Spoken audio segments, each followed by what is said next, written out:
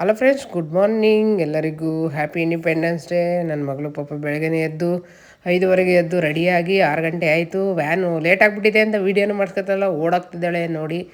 ಎಲ್ಲರಿಗೂ ಜಾನು ದೊಡ್ಡ ಪಪ್ಪಯ್ಯ ಕನ್ನಡ ಬ್ಲಾಗ್ ನಿಮ್ಮೆಲ್ಲರಿಗೂ ಸ್ವಾಗತ. ಎಲ್ಲರಿಗೂ ದೇವರು ಒಳ್ಳೇದು ಮಾಡಲಿ. ಇಂಡಿಪೆಂಡೆನ್ಸ್ ಡೇ ಫ್ಲ್ಯಾಗ್ ಹಾರಿಸ್ಕೊಂಡು ಹೋಗ್ತಿದ್ದಾರೆ. STG ಸ್ಕೂಲ್ ಮಕ್ಕಳು ಎಲ್ಲರೂ ಆಶೀರ್ವಾದ ಮಾಡಿ. ನನ್ನ ಮಗಳಿಗೆ ಸಾಂಗು ಸೈನಿಕಂದು ಆಡಿದ್ಲು, ಅದನ್ನ ಯೂಟ್ಯೂಬ್ ಸಾಂಗ್ ಹಾಕಿದೆ. ಪ್ರೈಸ್ ಬಂದಿದೆ ಫ್ರೆಂಡ್. ಆ ಪ್ರೈಸ್ ಬಂದಮೇಲೆ ನಾನು ನಿಮ್ಮ ಹತ್ರ ಶೇರ್ ಮಾಡ್ತೀನಿ. ಈಗ ಫಾರಿಂಗವ್ರ ಮುಂದೆ ಅವಳು ಸಾಂಗನ್ನು ಇದೆಯಂತೆ, ಅದಕ್ಕಾಗಿ ಟ್ರೆಡಿಷನಾಗಿ ರೆಡಿಯಾಗಿ ಹೋಗಿದ್ದಾಳೆ. ಈಗ ನಾನು ರಾಯನ್ ಕರ್ಕೊಂಡು ಈಗ ನಾನು ಏರ್ ಕಟ್ ಮಾಡಿಸೋದಕ್ಕೆ, ರಾಜುಗೆ ರಜಾ ಇಲ್ಲ, ಹಾಗಾಗಿ ನಾನೇ ಕರ್ಕೊಂಡು ಹೋಗಿದ್ದೀನಿ. ನೋಡಿ, ಮೈಸೂರಿಗೆ ಬಂದೆ, ವಿಜಯನಗರ. ಇದೇನೇ ರಾಯನ್ಗೆ ಏರ್ ಕಟ್ ಮಾಡಿಸೋಂಥದ್ದು. ನಾನು ಆಲ್ಮೋಸ್ಟಲ್ಲೂ ರಾಯನ್ ಸಿಕ್ತಾಗ ಇಲ್ಲಿ ಏರ್ ಕಟ್ ಮಾಡಿಸುವಾಗ ಇದು ಅಡ್ರೆಸ್ಸು ಮತ್ತು ಬ್ಲಾಗ್ ಎಲ್ಲನೂ ಹಾಕಿದ್ದೆ. ವಿಜಯನಗರ 4th ಸ್ಟೇಜಲ್ಲಿ ಬರೋಂಥದ್ದು. ತುಂಬ ಚೆನ್ನಾಗಿ ಇವರು ಕೇರ್ ಕೊಡ್ತಾರೆ ಮತ್ತು ಅನಸ್ತೇಷ್ಯ ಕೊಟ್ಟು, ಹೀಗೆ ನಮ್ಮ ರಾಯನ್ ಥರ ರ್ಯಾಷಸ್ ಆಗಿದ್ದರೆ ಮತ್ತು ಅವ್ರನ್ನೆಲ್ಲ ಫ್ರೆಂಡ್ಲಿಯಾಗಿ ಅನಸ್ತೇಷ್ಯ ಕೊಟ್ಟು ಚೆನ್ನಾಗಿ ನೀಟಾಗಿ ಕಟ್ ಮಾಡುತ್ತೆ. ಇವ್ರಿಗೊಂದು ನಂಬರು ನಾನು ಡಿಸ್ಕ್ರಿಪ್ಷನಲ್ಲಿ ಹಾಕಿದ್ದೆ ಸಲ. ಅವನು ಎಲ್ಲ ಕಾಲ್ ಮಾಡ್ತಾರೆ, ಹಾಕ್ಬಿಡಿ ಅಂತ ಅಂತಾನೆ. ಇದು ರಾಯನ್ ಕುತ್ಕೊಳ್ಳೋದಕ್ಕೆ ಅಂತಲೇ ರೆಡಿಯಾಗಿದೆ. ಈಗ ರಾಯನ್ಗೆ ವೆಯ್ಟ್ ಎಷ್ಟಿದ್ದಾನೆ ಅಂತ ಚೆಕ್ ಮಾಡಬೇಕು. ಆಲ್ಮೋಸ್ಟ್ ಅಲ್ಲಿ ಮನುಷ್ಯರಿಗೆ ಹೇಗಿರುತ್ತೋ ಅದು ಮಕ್ಳಿಗೂ ಹೆಂಗಿರುತ್ತೆ ಹಾಗೆ ಸೇಮು ನಮ್ಮ ರಾಯನ್ಗೂ ಇದೆ.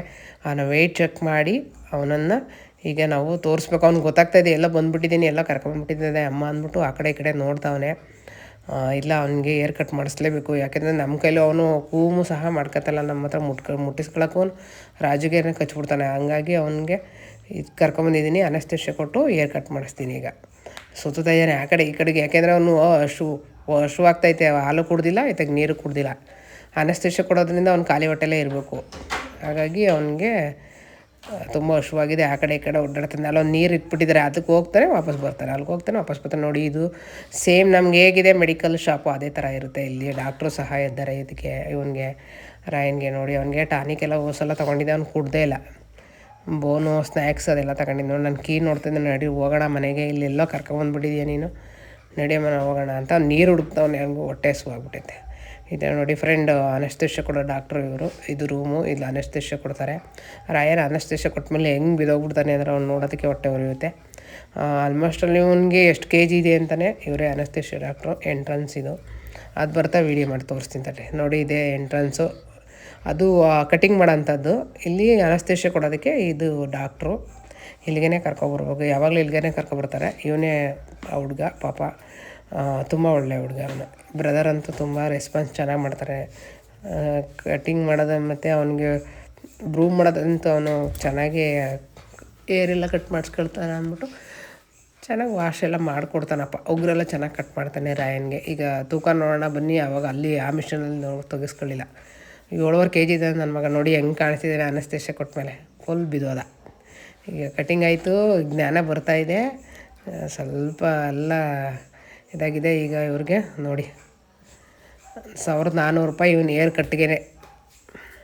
ಹಾಗೆ ವಿಠಲನ ದೇವಸ್ಥಾನಕ್ಕೆ ಹೋಗಿದ್ದು, ಅಲ್ಲಿ ಪ್ರಸಾದನ ಕೊಡ್ತಾಯಿದ್ರು. ಹಾಗೆ ಒಂಟಿಕೊಪ್ಪಲ ಹತ್ರ ಬರ್ತಾ ಪ್ರಸಾದನ ತಿಂದ್ಕೊಂಡು ನಾನು ವಿಠಲನ ದೇವಸ್ಥಾನಕ್ಕೆ ಹೋಗಿದ್ದೆ. ಅಲ್ಲಿ ಗುರುಗಳ ವಿಠಲನ ದರ್ಶನ ಮಾಡ್ಕೊಂಡು ರಾಯನ್ ಹೇಗೆ ಕಾಣಿಸ್ತಿದ್ದಾನೆ ನೋಡಿ ಅಂದ್ಬಿಟ್ಟು ಒಂದು ಫೋಟೋ ತಗೊಂಡೆ.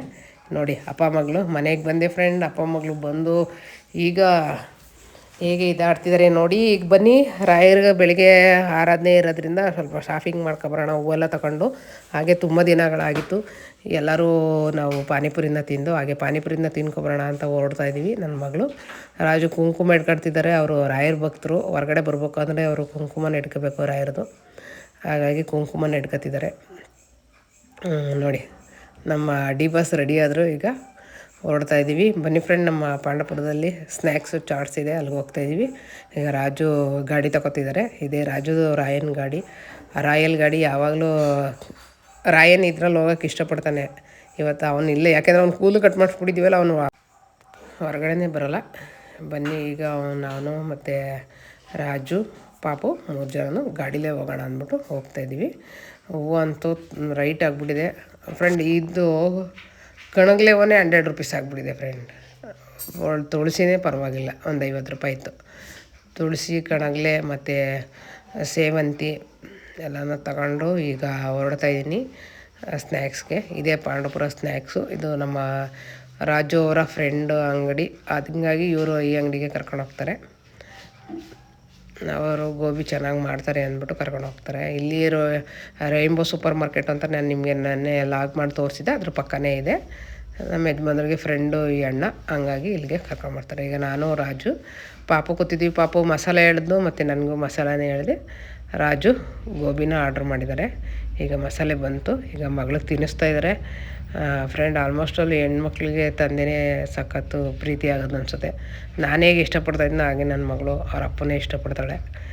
ಏನು ಮಾಡೋಕ್ಕಾಗಲ್ಲ, ಅದು ಹೆಣ್ಮಕ್ಳಿಗಿರೋಂಥದ್ದು. ಹಾಗೇ ಸ್ವಲ್ಪ ಎಣ್ಣೆ, ಜೇನುತುಪ್ಪ ಎಲ್ಲ ತೊಗೊಂಡು ಮನೆಗೆ ಬಂದೆ. ಫ್ರೆಂಡ್ ಈಗ ನಾನು ಬಸ್ಸಾರು ಮತ್ತು ಮೊಳಕೆ ಕಾಳು ಕಟ್ಟಿದ್ನಲ್ಲ, ಅದರದ್ದು ಪಲ್ಯ ಮಾಡ್ತಾಯಿದ್ದೀನಿ. ಈಗ ಬಸ್ಸಾರಿಗೆ ಮೊಳಕೆ ಕಾಳು ಹಾಕಿದ್ದೀನಿ. ಮೊಳಕೆ ಕಾಳು ಮತ್ತು ಟೊಮೊಟೊ ಬಸ್ಸಾರು ಮಾಡೋಕ್ಕೆ ಅಂದ್ಬಿಟ್ಟು ಇಟ್ಟಿದ್ದೀನಿ. ಈಗ ಅನ್ನ ಮಾಡಿಟ್ಟಿದ್ದೀನಿ.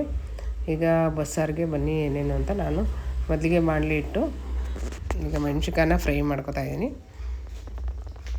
ಅದು ವೀಡಿಯೋ ಒಂಥರ ಬ್ಲರ್ ಆಯಿತು. ಇದನ್ನು ಸ್ವಲ್ಪ ಮೆಣ್ಸಿನ್ಕಾಯಿನ ಫ್ರೈ ಮಾಡ್ಕೋಬೇಕು. ಸೇಮ್ ಆಲ್ಮೋಸ್ಟ್ ಅಲ್ಲೂ ನಾವು ಈ ಕಡೆ ಎಲ್ಲ ಮಂಡ್ಯ ಸೈಡಲ್ಲಿ ಉಪ್ಪು ಸಾಂಬಾರು ಥರ ಮಾಡ್ತೀವಿ. ಆದರೆ ನಾನು ಸ್ವಲ್ಪ ವೆರೈಟಿಯಾಗಿ ಬಸ್ಸಾರು ಮಾಡ್ತಾಯಿದ್ದೀನಿ. ಈಗ ಚೆನ್ನಾಗಿ ಮೆಣ್ಸಿನ್ಕಾಯನ್ನ ಗುಂಡಕ್ಕೆ ಹುರ್ಕೊಳ್ಳೋಣ ಬನ್ನಿ.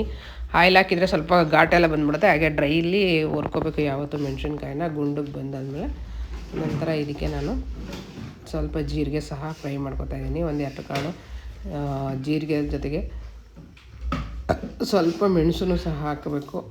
ಮೆಂತ್ಯ ಕಾಳು ಮತ್ತು ಧನ್ಯ ಪೌಡರ್ ಪೌಡ್ರ್ ಇದೆ, ಎಲ್ಲ ಪೌಡ್ರ್ ಮಾಡಿ ಇಟ್ಕೊಬಿಟ್ಟಿದ್ದೀನಿ.